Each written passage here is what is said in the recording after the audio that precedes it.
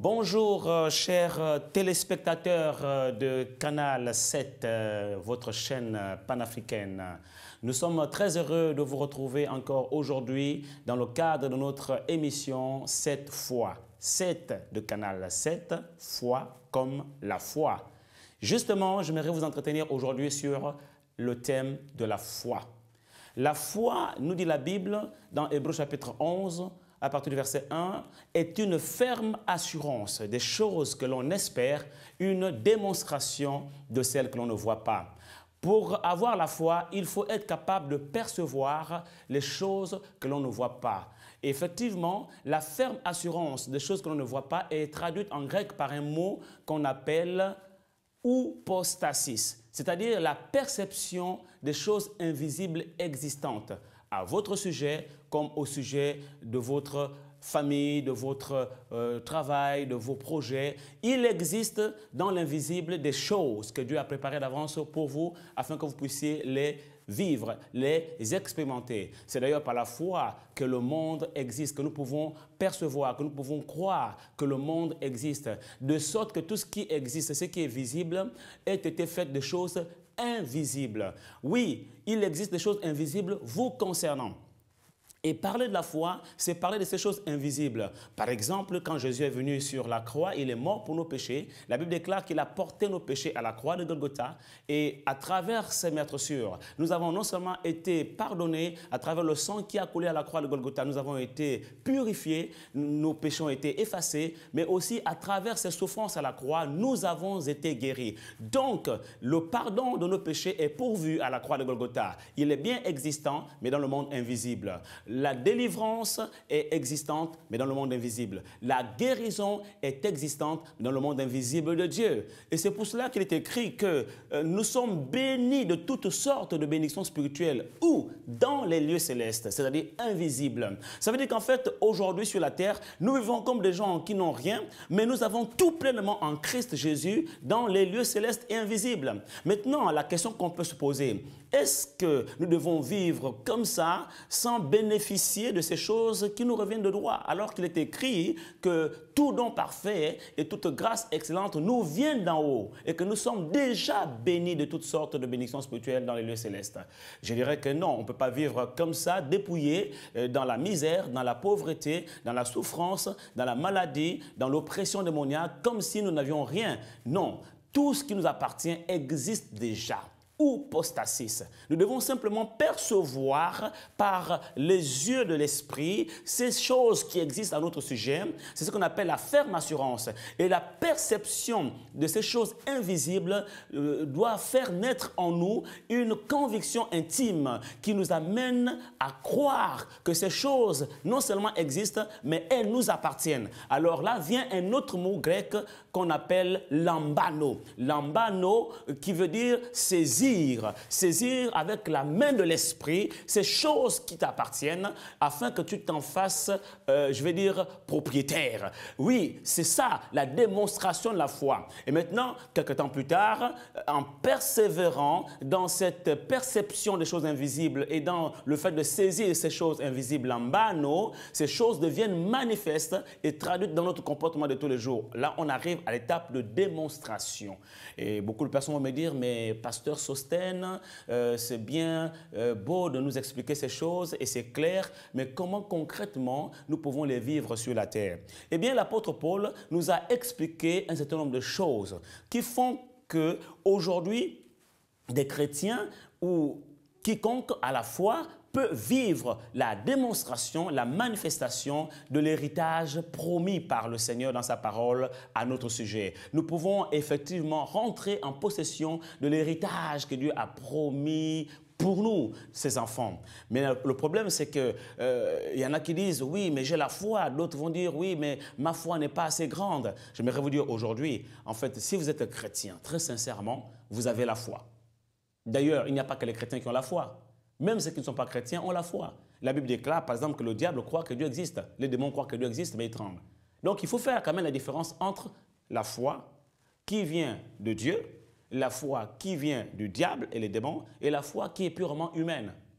La foi qui nous permet d'hériter les promesses de Dieu n'est pas la foi qui vient des hommes ou la foi qui vient du diable, ou la foi démoniaque, mais c'est la foi qui vient de la parole de Dieu. Romains chapitre 10, verset 17 nous dit la foi vient de ce qu'on entend. Ce qu'on entend vient de la parole de Dieu. Donc, il va falloir que tu entendes quelque chose.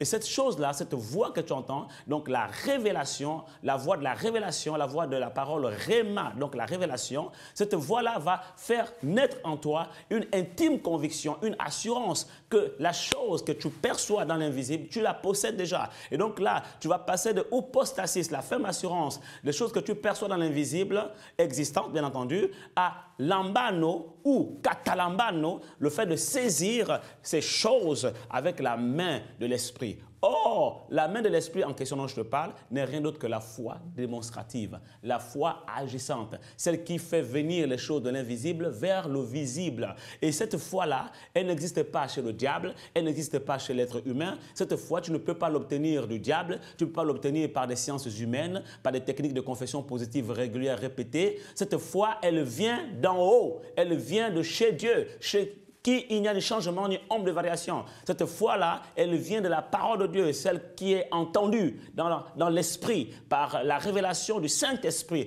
la parole que le Saint-Esprit communique à ton esprit. C'est cette foi-là qui vient d'en haut, qui te donne la capacité surnaturelle de pouvoir manifester les promesses de Dieu acquises à la croix de Golgotha à ton sujet, à ton bénéfice. Voilà pourquoi beaucoup de chrétiens aujourd'hui vont à l'église. Ils font beaucoup de choses. Ils chantent à la chorale, ils prêchent même, ils vont régulièrement le dimanche, mais leur vie est toujours aussi dépourvue de sens. Elle est toujours aussi dépourvue de bonne augure ou encore d'épanouissement. Elle est toujours dépourvue de joie. Elle est dépourvue de beaucoup de choses que malheureusement les chrétiens n'ont pas compris que Dieu a déjà tout prévu dans la parole de Dieu à leur sujet. Et les chrétiens sont parfois misérables, parfois malheureux, parfois manquent d'épanouissement, manquent de joie, alors que nous avons tout pleinement en Christ Jésus. Pourquoi? Parce qu'il manque cette foi, cette dimension de foi. Nous avons tous la foi, comme je disais, mais chacun de nous a une mesure de foi. Le problème n'est pas d'avoir une grande foi, n'est pas d'avoir une petite foi. La Bible déclare que si tu as une foi aussi petite qu'un grain de sénévé, tu pourras dire à cette montagne, ôte-toi de là, et la montagne se déplacera et se jettera dans la mer. Donc le problème n'est pas d'avoir une grande foi pour pouvoir déplacer des montagnes. Je ne connais pas la montagne devant laquelle tu te trouves aujourd'hui. Peut-être c'est la montagne financière, tu n'arrives pas à traverser ou à joindre deux bouts. Les fins de mois sont difficiles. Peut-être c'est la montagne de la maladie, c'est difficile. Tu n'arrives pas vraiment à vaincre cette maladie, c'est difficile. Tu es tourmenté par la maladie ou la montagne de l'oppression démoniaque ou la montagne de toute agression démoniaque. Quand tu dors, tu as des cauchemars, tu ne dors pas bien. Ou encore tu es attaqué dans ta vie, il y a des malédictions, il y a des choses qui te bloquent la vie. Et comme on dit, il y a des gens mystiquement qui te mangent. Oui, ça peut être le cas, mais je vais te dire une chose aujourd'hui, peu importe la montagne devant laquelle aujourd'hui tu te trouves, la vérité c'est que si tu as la foi, petite soit-elle, comme un grain de sénévé, tu peux parler à cette montagne et dire à cette montagne, ôte-toi de là. Elle sautera, elle se déplacera, elle se jettera dans la mer. Donc, ce que Dieu te demande, ce n'est pas d'avoir forcément une grande foi, mais c'est d'avoir la foi qui déplace les montagnes. Elle peut être petite, mais parce qu'elle croit fermement, parce qu'elle est forte, parce qu'elle est ferme, parce qu'elle est basée sur ce qu'on entend, ce qui vient d'en haut de la parole de Dieu. Elle est basée sur la perception invisible ou des choses invisibles te concernant, existantes. Alors, elle a saisi ces choses, katalambano, lambano, elle en a fait sienne. À partir de ce moment, le miracle devient possible. On parle de passer de l'invisible au visible, la manifestation, la démonstration ou encore simplement l'enfantement de ton miracle. Oui, je crois qu'en cette fin d'année 2014, la foi que Dieu va te donner par le Saint-Esprit à travers sa parole sera déposée dans ton cœur et te rendra capable d'enfanter ton miracle. Et je déclare que oui, tu enfanteras ton miracle. Tu enfanteras ton miracle. 2014 ne sera pas achevé que ton miracle sera déjà enfanté. Il a dit, réjouis-toi, femme stérile, toi qui n'enfantes point. Réjouis-toi, car voici tes enfants seront plus nombreux que les enfants de celles qui enfantaient. Oh ma soeur, mon frère, ne t'inquiète pas. Je prie pour toi et je déclare en ce jour que Dieu te donne la foi qui vient en haut, la foi qui est transmise par son esprit à travers sa parole, à travers un réma. Quand en ce moment où tu m'entends, une parole réma jaillisse, naisse dans ton cœur pour que la foi qui vient en haut te donne la force, la ferme conviction de saisir les choses qui te concernent. La bénédiction est ton partage, la guérison est ton partage, la délivrance est ton partage, la faveur divine est ton partage, la prospérité est ton partage. Oh, le déblocage de tes finances devient ton partage dans le nom de Jésus. Les esprits d'échec qui ont bloqué ta vie, qui ont bloqué tes études, qui ont bloqué ton travail, qui ont bloqué ta promotion, sont maintenant chassés et toutes leurs œuvres sont détruites et brisées dans le nom puissant de Jésus. Et si tu as la foi, tu te joins à moi maintenant dans cette prière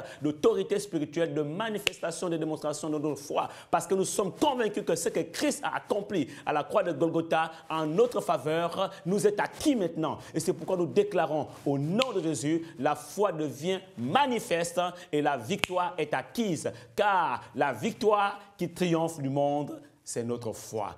Merci de m'avoir suivi pour ce numéro qui a permis simplement de définir ce qu'est la foi. Et nous allons poursuivre notre série avec d'autres séquences qui vont nous permettre de voir concrètement maintenant comment nous devons démontrer cette foi pour amener le miracle à manifestation. Je vous bénis dans le nom de Jésus et que Dieu vous bénisse pour la suite des émissions. Au nom de Jésus, Amen.